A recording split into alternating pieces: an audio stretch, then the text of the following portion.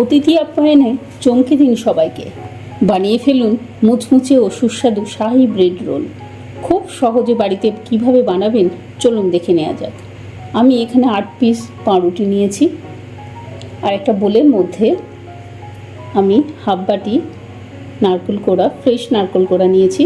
তার মধ্যে কিছুটা কুচি করা কিশমিশ, কিছুটা কুচি করা কাজু নিয়ে 2 চামচ কনডেন্স মিল্ক দিয়ে ভালো করে মেখে নিয়েছি। মেখে নিলেই কিন্তু একদম পুরটা রেডি হয়ে যাবে। দেখুন কত সুন্দর পুরটা রেডি হয়েছে। এবার পাউরুটিগুলো নিয়ে একটা ছুরির মাধ্যমে চারদিকটা এইভাবে বাদ দিয়ে নিয়েছি।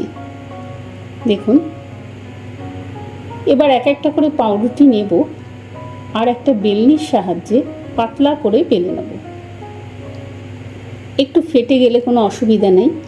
পাউরুটিটা ফ্রেশ হলে খুব ভালো হয়, কিন্তু আমার পাউরুটিটা অত ফ্রেশ ছিল না।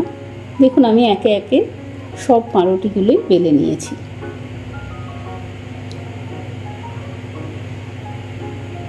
এবার পাউরুটি এক এক করে নেব, আর কিছুটা মিশ্রণ নেব, এইভাবে দেব, আর হালকা করে রোল করব। শেষের দিকে একটু জল লাগাবো, লাগিয়ে এইভাবে রোল করে নেব। আবারও দেখুন কিছুটা মিশ্রণ দিয়ে দিলাম পাউরুটির ওপরে। এবার একটু সামনের দিকটা জল লাগিয়ে নিলাম। এবার এইভাবে হালকা হাতে রোল করে নেব। খুব সহজ একটা রেসিপি, আর খুব অনেক কিছু লাগে না, খুব কম উপকরণেই হয়ে যায়। বাড়িতে কেউ এলে ঝটপট এটা বানিয়ে দেওয়াই যায়। দেখুন আমার সবগুলো হয়ে গেছে।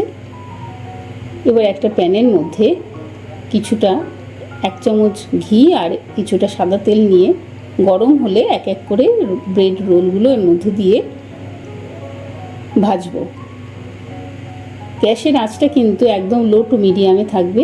দেখুন এইভাবে ঘুরিয়ে ঘুরিয়ে চারিদিকটা ভেজে নেব। আপনারা এটা শুধু ঘিতেও ভাজতে পারেন। আমি একটু সাদা তেলের সাথে ঘি মিশিয়ে ভেজেছি। দেখুন আবারও আর একটা ব্যাচ আমি ভেজে নিচ্ছি। একইভাবে ভাজবো। খুব ক্রিস্পি হয়, খেতে দারুণ হয়। আপনারা বাড়িতে অবশ্যই বানাবেন এইভাবে। দেখুন আমার সবগুলো ভাজা হয়ে গেছে। একটা প্যানে আমি এই বাটির হাফ বাটি চিনি নিয়েছি, আর হাফ বাটির কম আমি জল নিয়েছি। ভালো করে ফুটে গেছে। দেখুন এবার গ্যাসটা বন্ধ করে দেব। এই রসটা খুব ঠান্ডা করব না, হালকা গরম থাকবে, সেই সময় কিন্তু এই ব্রেড রোলগুলো দিয়ে দেব। আর রসটা কিন্তু একদম গোলাপ জামুনে যেরকম রসটা হয় এক তারেরও না, কিন্তু একটু ঘন, সেরকম রসটা করতে হবে।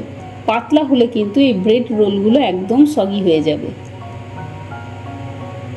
1 মিনিট এইভাবে একটু ঘুরিয়ে ঘুরিয়ে রসটাকে মাখিয়ে নিয়েই কিন্তু তুলে নেব। দেখুন এবার আমি এক এক করে তুলে নিচ্ছি।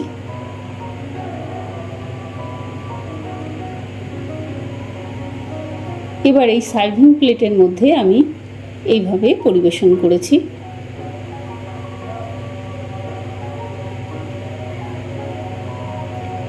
উপর থেকে আমি একটু কনডেন্স মিল্ক এইভাবে ডিজেল করে দিয়েছি। আর আমার কাছে ছিল চাঁদির স্তবক, একটু দেখতে সুন্দর হওয়ার জন্য আমি স্তবক লাগিয়েছি। এটা অপশনাল, আপনারা দিতেও পারেন, নাও দিতে পারেন।